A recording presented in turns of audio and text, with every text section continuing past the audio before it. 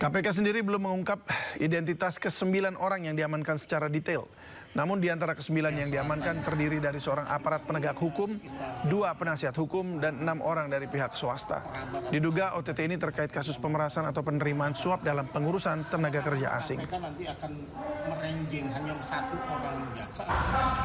Baik, selanjutnya kami akan update terkait dengan kegiatan tertangkap tangan yang KPK lakukan pada hari Rabu kemarin, bahwa sejak sore sampai dengan malam tim mengamankan sejumlah 9 orang di wilayah Banten dan Jakarta. Di antaranya 1 merupakan aparat penegak hukum, 2 merupakan penasihat hukum, dan 6 lainnya merupakan pihak swasta. Selain mengamankan 9 orang tersebut, tim juga mengamankan barang bukti sejumlah uang dalam bentuk tunai sekitar 900 juta. Saat ini para pihak yang diamankan masih dilakukan pemeriksaan secara intensif di dalam.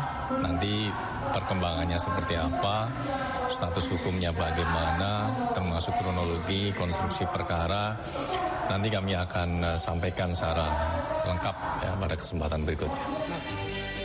Viral di media sosial, korban bencana Sumatera rame-rame memasang bendera putih di sejumlah lokasi. Benarkah mereka sudah menyerah? Diskusinya akan kami hadirkan usai jeda berikut ini.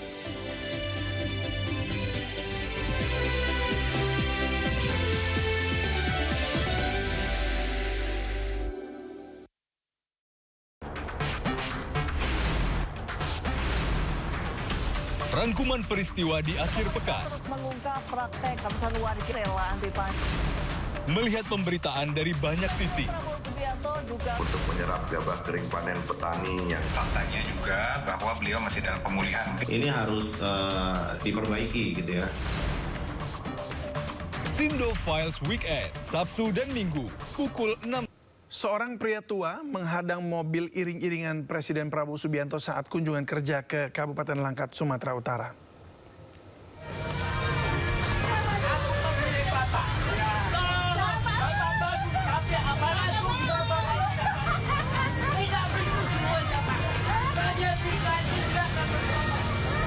Ya, itulah tadi seorang bapak tua warga setempat yang ketika Presiden lewat di tempat ini, dia menghadang lalu meminta tolong.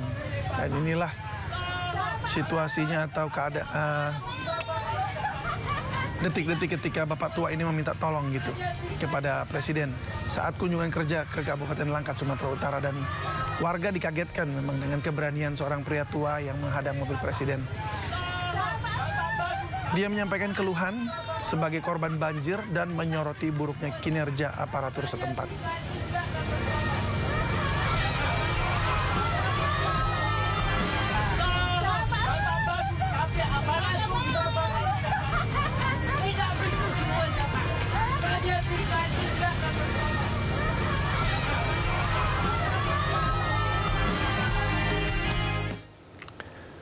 Presiden dan Wakil Presiden berbagi tugas untuk memberikan bantuan ke warga. Jika Presiden ke Sumatera Barat, Wakil Presiden datang ke Aceh. Pak, di seberang sungai lebih parah, Pak. Di seberang sungai sana. Iya, Pak. Kami kayu semua sama lumpur seatap. Ya, inilah keluhan warga lagi, dan juga mungkin bukan keluhan tapi permohonan untuk Wakil Presiden ke seberang sungai. Inilah aktivitas Wakil Presiden Raka Buming Raka di Desa Rigep, Kabupaten Gayo Luwes, Aceh. Wapres Gibran meninjau kecukupan bantuan pengungsi, meninjau jembatan mana saja yang rusak, dan memastikan juga kondisi warga Aceh baik-baik saja. Wapres Gibran juga akan melihat wilayah mana yang terisolir di Aceh dan segera memberikan solusi. Di seberang sungai lebih parah, Pak. Di seberang sungai sana. Iya, Pak. Kami kayu semua. Kita pastikan nanti rumah yang baru di tempat yang aman ya Pak Bupati ya. Pokoknya lokasinya nanti yang menentukan Pak Bupati, dan pastikan lokasi barunya itu aman. Pak Bupati, ini saya titip Pak Kades untuk Bapak Ibu, kakek nenek, anak-anak yang ada di sini, yang ada di pengungsian, saya titip.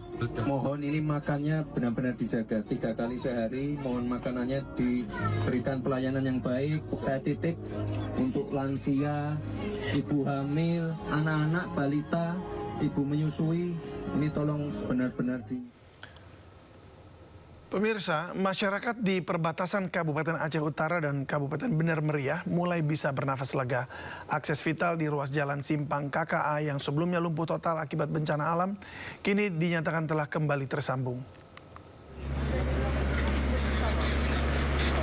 Terbukanya jalur ini menjadi angin segar bagi percepatan distribusi bantuan logistik ke wilayah terdampak. Jalan penghubung antar kabupaten di wilayah Wehpase ini sebelumnya terputus akibat terjangan banjir bandang dan tanah longsor yang menutup badan jalan dengan material tanah dan bebatuan besar. Kondisi ini sempat melumpuhkan mobilitas warga serta memutus rantai pasokan kebutuhan pokok. Pembukaan kembali akses ini merupakan hasil sinergi solid antara Satuan Batalion Zenit Tempur 16, Dika Anoraga, Zidam Iskandar Muda, serta Kementerian Pekerjaan Umum. Kehadiran prajurit TNI Angkatan Darat di lokasi bencana menjadi wujud nyata kepedulian negara dalam memulihkan aktivitas sosial dan perekonomian masyarakat yang sempat terhambat.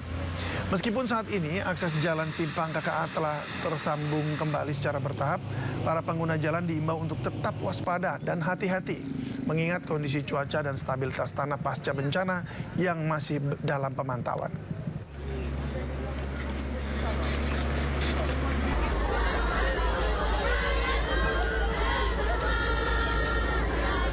Ya, inilah wujud syukur warga atas bantuan dari pemerintah. Mereka antusias untuk bisa bersalaman dengan Presiden Prabowo Subianto.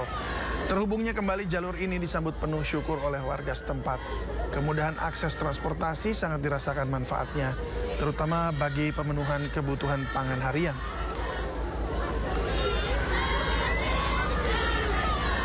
Ribuan terima kasih kepada Bapak Presiden Prabowo dan Bapak Pangdam, di mana pada hari ini, yaitu seperti kita ketahui, antara akses dari Bener Meriah menuju Aceh Utara sudah bisa dilalui oleh masyarakat, sehingga dapatlah seluruh masyarakat Kabupaten Bener Meriah dan Aceh Tengah melintasi mendapatkan logistik.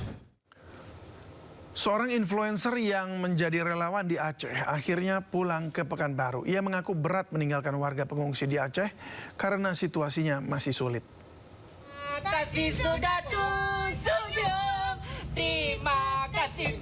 Ya, inilah aktivitas Maggie Irawan, salah satu influencer yang turut datang ke Bener Meriah dan Aceh Tengah membantu sejumlah warga pengungsi.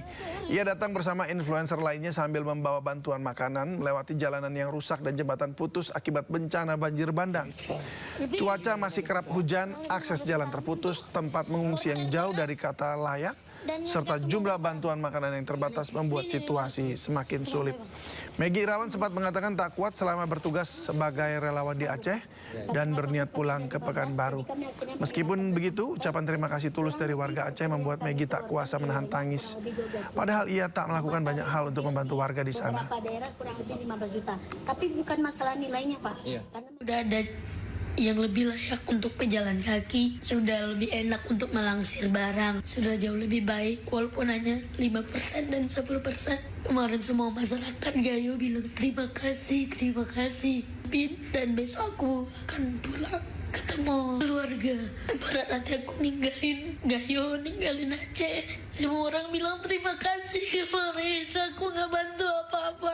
Terus Bang Halil update begitu, udah sampai Biren, aku senang. Dan kemarin di bandara aku ketemu Bupati Bener Meriah. Aku push, Pak, tolong siapa